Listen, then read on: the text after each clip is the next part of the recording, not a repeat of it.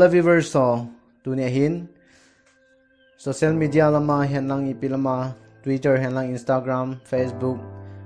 nga lakpen ta Sushant Singh Rajput thina chungchang Bollywood actor min thang ta thina chungchang a hi chamcha holim na nei diu hintin Sushant Singh Rajput hi sang khajko som gelagum 21 January in Bihar Gamsung Patna Khopi na napingin apamin hi Krishna Kumar Singh hin anumin hi Usa Singh hi chule ma hin pin pi so pi ni ananein Suti Singh le Medu Singh hin anel janu hi state level cricketer jong anahin hi Sushant Singh Tein Sung hi anuwin 2003 achun anada hlatan anun ada hla hi pona hla in Sushant Singh in chu chun anun da hla zo hin Delhi lama asim lekha asim sunjam dingin anachi pai tan hi malong hi chuin Delhi ka hlungin Delhi College Engineering a entrance test a bolin achun 7 rangin a hungin amahin Bachelor of Engineering azilin abanin Mechanical Engineering ong azil sunjamin hi amahin abana chun Physician National Olympic winner jong anamun hi Sushant Singh hi na hi amahi actor jong anahin dancer jong anahin entrepreneur jong anahin amahi philanthropy jong anahin hi amahin engineering azil lising in nong Delhi Technological University akai lising in nong dancing ailo le acting lam hi alunglunin chujawin dancing class ho hin join panin abanin acting class ahung chekin aban banin hin join panin ahung ball pain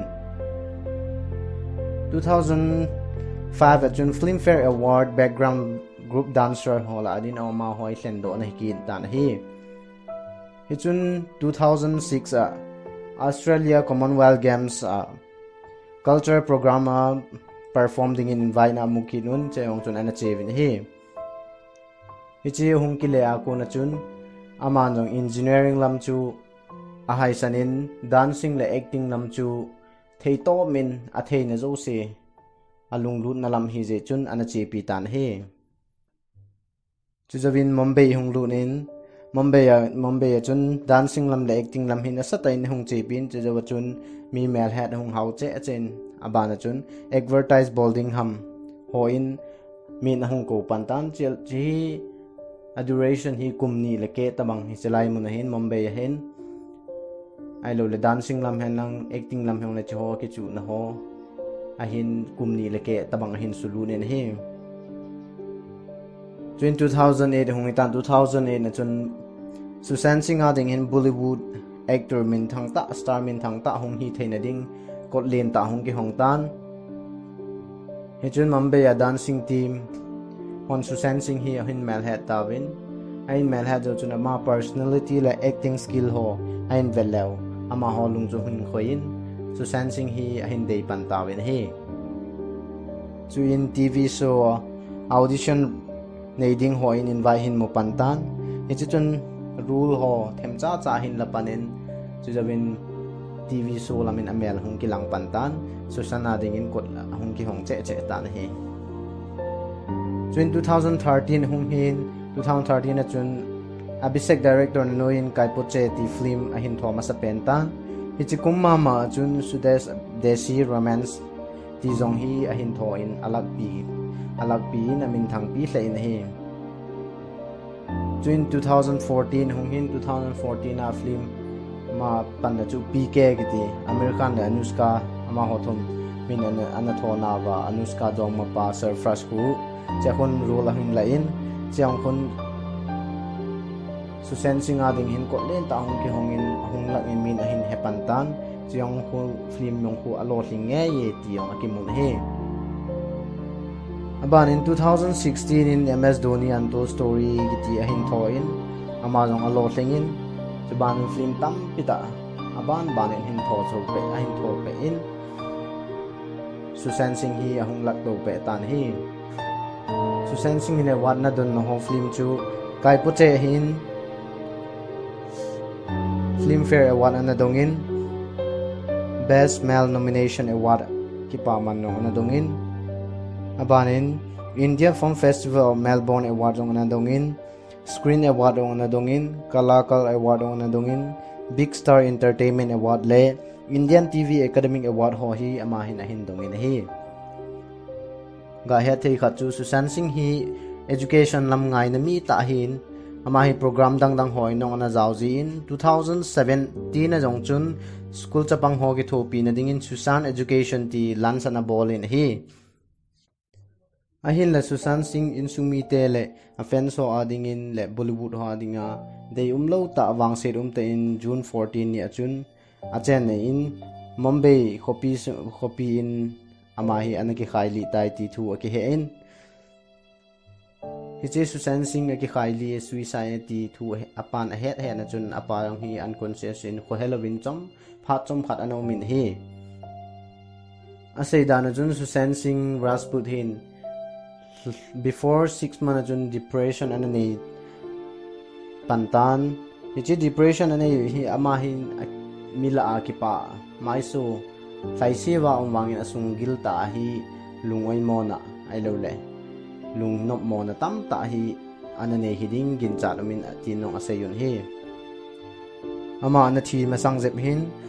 Sushant Singh a manager Louis Desal Salin yong hi building floor 14 na konichin anaki chom plan hin ama yong hi tu chan hin ama ki that ham ay lule murder ham ti yong hol do nai hi un tu ayong hi a hol lai ta uyong ti yong hi gincha lumin hi Sushant Singh hin manager Louis disaster lin at amana thi na jong hin pona ti ta in hello le Twitter ho Instagram ho nong tuwazi na post in hi Sushant Singh hi November sa hi zinay dinga anaki go hin ahi wangin tu chan hin aziding nu anu mai nu chu het ahi nai hin hunong hon ahi nai pui itia Sushant Singh thi dan pa ngai lo ta suicide amal ma gi that dinga ase yu hi ain sungmi te chun angai thei powin hidin no ging ja powin apaneu RC Singh de chun Sushant Singh hi amal ma hin ku kilangam ni hi poi tin rong na sein amahin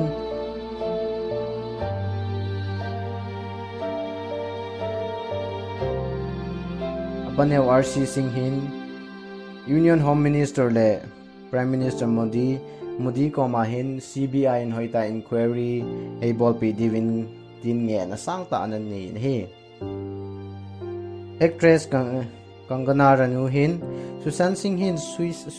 hi suicide dingin ka gel thei poi aje chu engineering entrance test engineering a 7 rank holder thein tabang lung gel hi anei ding kata san poi ti nong na sein ama hi Bollywood sunga yong hi hem khat ignorance ana thiat ball thim leo hi le kilomin aje chu Sushant Singh hin a interview na ho ayong ka film hi nevet pi on lungse tin request ana bolin aje chu film hi nevet pi lo leo Bollywood na ko na paido ai lo le no do ka hi ding hi tinong interview na tam ta ina na sein hi hito ki sai chun Kangana Ranaut yong hin Sushant Singh hi film tam ta hin debut na ho jong hi happy hi pun aje chu ama hi Star Kids apa ham anu ham industry a hi min thang lo min head lo hi je a ama hi tabanga hi Bollywood industry dan ignore hi tino na sein a film chan na ho film thon ho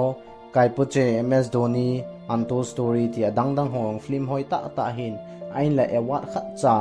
asang pui aje chu ama hi Star Kids hi loje anu apa industry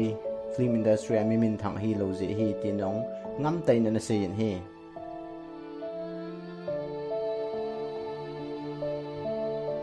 Kangana na sei ben a chun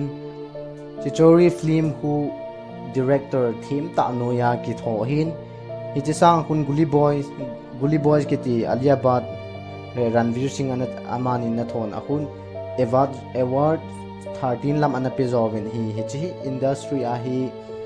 kidei sa tum hi akichen sai hi ti on sei hi guli boy ki ti film hi Alia Bhatt le Ranveer Singh na tho khom hon hin Sushant Singh thi na jong hin amani hin thimo na sata chang honin fans tam ta ong chan lo honin hi Angana ranu chun je Bollywood industry hi alak sa ho star kids ho adin chance tam taw min hin la hung ki pan ho background hoi lo thim ho ading chun dam do na ding ha sai tin zo na sei ni hi Alia Bhatt hin Twitter lama ji Sushant Singh thi ji a hin pu nat ta in post a hin bolin a hin na hi chi mi tam ta ding in a fan so ading in jong Alia Bhatt hi min sin na tam ta ki lo do hi a je chu hi chi Sushant Singh hi Alia Bhatt in amin mai maya hin post bo hi tin jong ana sein hi chun Alia Bhatt ong hi amin settle in tu lai ta hin a fan song tam pi a chan lo in hi Sushant Singh hin Bollywood na panjing theina ding hin nasata in ama sung ama ta in mi Halloween fai ana bolin ama hi Bollywood sunga ana ignorun party hall zong ana ko ngai povin aje chu ama star kids hi lozi hi pen na hi a Bollywood star compio alo le alak so Salman Khan hin Shahrukh Khan hin akoi koi nong Sushant Singh hi ngai lat na anei powe kitile ki zo pontin ama ngai na pen chu Ranu le Akshay Kumar hi tia het the hi social media lam hoi vele Akshay Kumar hin apona hle in achuyong le Ranu hinong apona hle ti ki moi Sushant Singh longdam sa hi 15 June chun William an hin a William namun Monday Mumbai ya William an hin in sungmi te le Bollywood na loi chan khompio izat hamin aphat chai na hi ahung man pi vin hi Sushant Singh hi lungsit ta hin ama hin a film thojong release lo lai min dil rechargery hi ananga do zo tapun hi lungsit ta Sushant Singh hi kum chapang cha hin a future hi a bright mama yengin ain la tua hi tabang din mun hin to jeng hi in sungmi te ading inong lai na umintin a film vietnam ta a fan so ading inong lai na umintin ichi chun fan so hen lang a koi hian na ichi a film ki release man lawa da hla Richard Rai ki ti yong hi ananga do tin ana vet te ding go tin tua hi Sushant Singh hi athi na je pen hi mi tha hin te ti ang gin mo na omin chi ye chun a hin khul do ngai du ta san amin chi ye chun ananga jingutin akiting EPG pen a thi ham Sushant Singh hi ti hong ki khol do teng hin update tin ding hi a vezo se na bonun anadam chi tawin